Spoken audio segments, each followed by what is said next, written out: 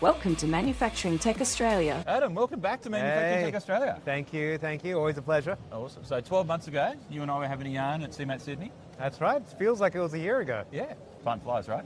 When you're having fun. Indeed. So, what's changed in 12 months for you, my friend? A lot. Yeah. I mean, and let's be honest, every person in this room talks to me about a very basic question.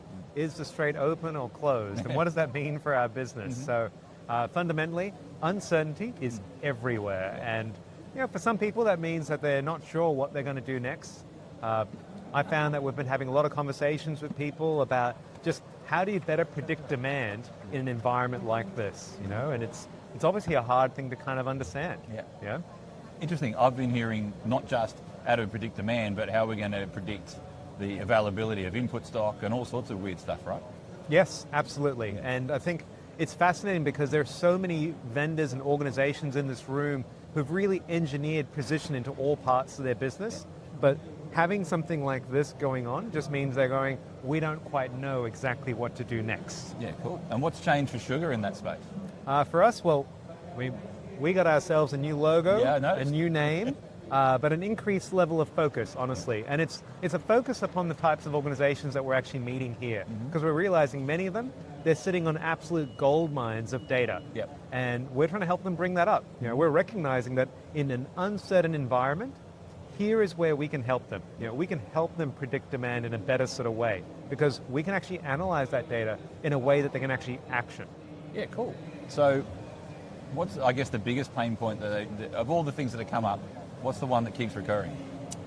I think honestly it's the fact that they are tolerating a level of inaccuracy in their forecast that they would never accept on the shop floor.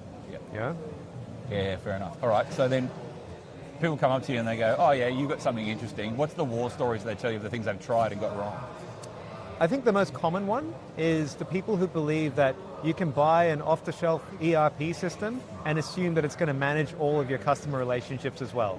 And honestly, more power to the ERP vendors who kind of just take up that space, but there's an increasing new generation of them which are recognizing that there is a huge opportunity to differentiate by allowing CRM vendors to work alongside them. So a lot of the war stories are often, I bought this ERP, I'm using it as my CRM as well, my salespeople hate it. They don't like looking up customer information, we don't get useful insights, we're not able to actually make good decisions with it.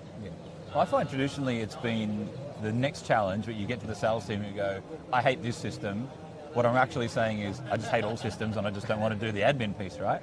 Seems like the barrier to getting that information out of people's heads, out of their diaries, out of their notes, etc., is reducing. What are you guys doing in that? Absolutely. It's a very true point, right? So for us, automatically ingesting things like emails, phone calls, transcripts, really lower the barrier to entry so that data is not what they're being hassled by. So sure, I want to be able to pick up my mobile and do a little bit of voice to text sort of qualitative data entry straight into my mobile app.